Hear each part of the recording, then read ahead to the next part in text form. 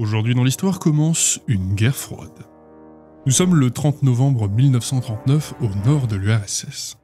La Seconde Guerre mondiale a officiellement commencé depuis 2 mois, mais à la surprise des puissances occidentales, Staline a signé le pacte germano-soviétique qui sépare en plus de la Pologne les zones d'influence en Europe de l'Est des 2 mastodontes allemands et soviétiques. La Finlande fait partie, selon ce pacte, de la zone d'influence de l'URSS, et le ministre Molotov va faire ses premières demandes à la Finlande en octobre 1939. Il demande de grosses concessions territoriales, comme le recul de la frontière en Carélie et les îles du Golfe de Finlande.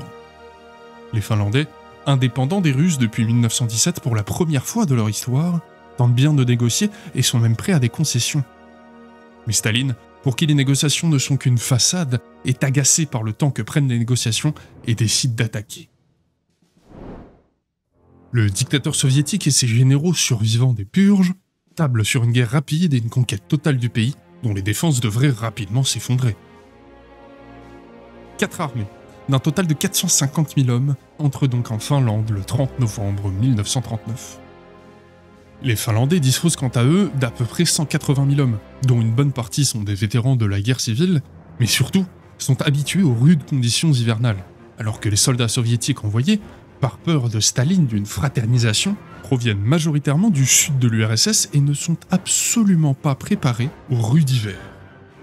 Persuadés de leur victoire facile, les soviétiques ne vont pas suffisamment préparer leur attaque, et le harcèlement des Finlandais, la connaissance du terrain et la détermination des défenseurs va faire payer très cher chaque mètre de terrain gagné.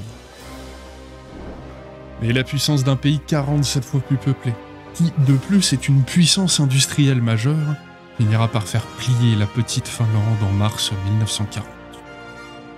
Les soviétiques perdront au total 126 000 hommes et 3 500 blindés et auront près de 254 000 blessés.